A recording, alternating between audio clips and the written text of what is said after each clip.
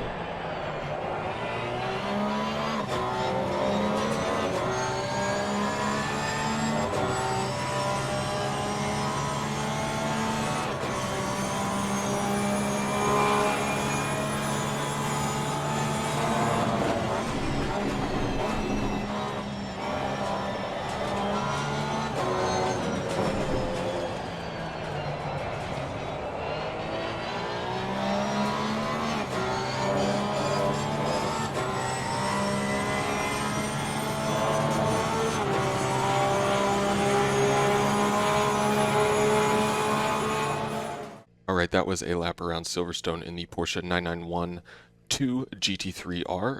It's a 158 flat for me. We're going to take a look at the timetable so you can see the sector times if you want to compare to them.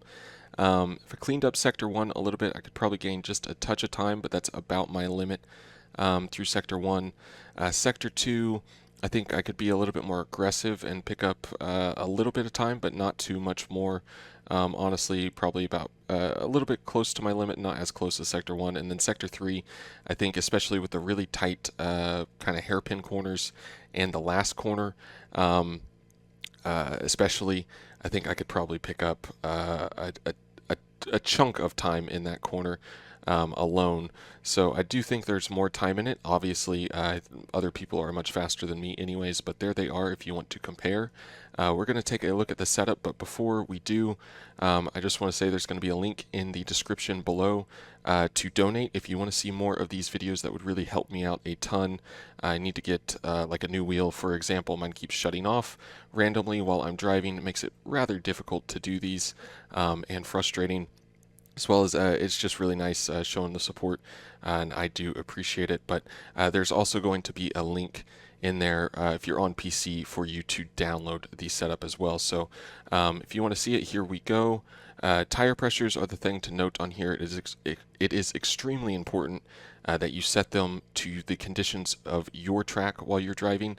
You're looking for about 27.5 to 28 psi hot, so you want to go out for a couple laps, get them up to temperature, and then come back in and adjust the starting cold pressures to get you somewhere in the range of 27.5 to 28 hot for your best results. As far as the electronics on here, I'm a little bit aggressive on the traction control, so you might want to turn that up a little bit if your track isn't quite as rubbered in.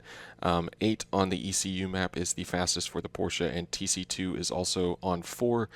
Didn't really have it kicking in too much. Just feels like the rear end's got a lot of grip, especially on the power, so wasn't leaning on it too much. But if your track conditions change, you definitely want to play with these, as they can help you out quite a bit.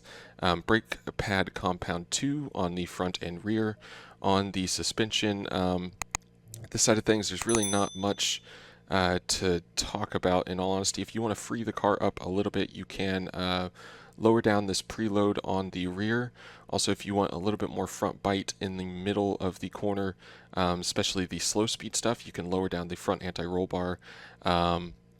But it is going to give a little bit more response in the high speeds with it being a touch stiffer. Also, if you're wanting it to turn a little bit more while you're on the brakes, you can go lower on this brake bias. This just felt the most stable to me. It's a little bit on the safe side, but you could drop it down to like 54%, something like that. That's also something that will change with your track conditions, so don't be afraid to play with your brake bias.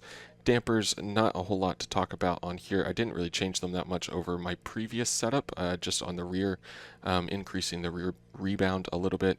And then on the aero, we are max downforce on this. And actually, I was getting so much speed off of corner exit that I was actually going down the straights faster than I was on the lower downforce for the car. So decided to stick with it. Also makes it super fun to drive, but you can add a little bit more rotation to the car if you want by either raising up the rear just a click or two. It doesn't take too much for the balance to change.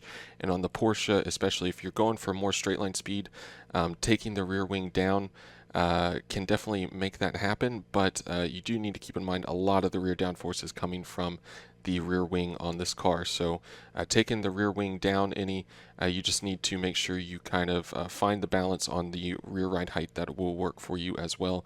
So lower that down a little bit as well if that's the route you decide to go. You can also null it out just a little bit by taking some of the splitter out on the front.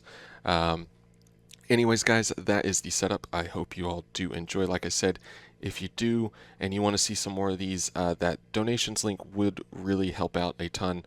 I would appreciate it greatly. If not, I understand not everybody can. Giving the video a like does help out, as well as just sharing this with your buddies whenever you're racing, stuff like that. If you're liking the setup, and if you don't, there's plenty of other setups out there for you to try. So best of luck to you if this one doesn't quite suit you, and sorry about that. But anyways, thank you so much. Until next time, bye bye.